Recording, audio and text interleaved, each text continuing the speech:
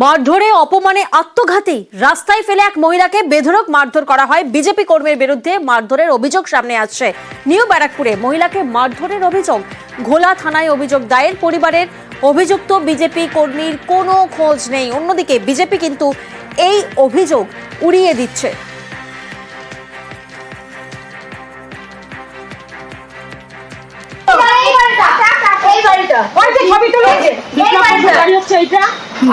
কণিকাদের বাড়ি ওইটা, আর মমতা সরকারের বাড়ি হচ্ছে পিছনে। দাঁড়াও, আমাকে বলতে দাও। হ্যাঁ, এই মমতা সরকারের বাড়ি হচ্ছে ওই ঘরটা। এইটা হচ্ছে কি এই যে ঝর্ণা হালদারের ঘর, আর ওইটা সাদা বাড়ি। ঠিক আছে, এরা হচ্ছে একটা গ্রুপ। এই জায়গাটা এরা হচ্ছে একটা গ্রুপ।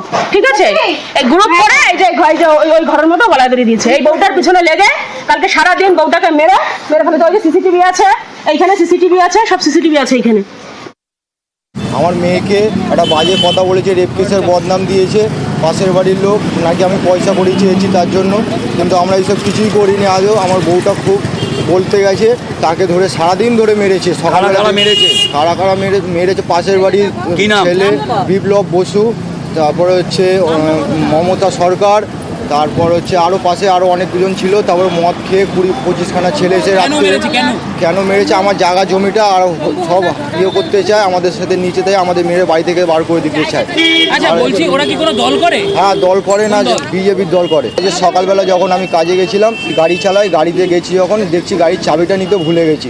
চাবিটা নিয়ে যখন বাড়িতে যখন আসছি চাবিটা নিতে, তখন দেখছি আমার বউ এরকম সুইসাইড করে রয়েছে।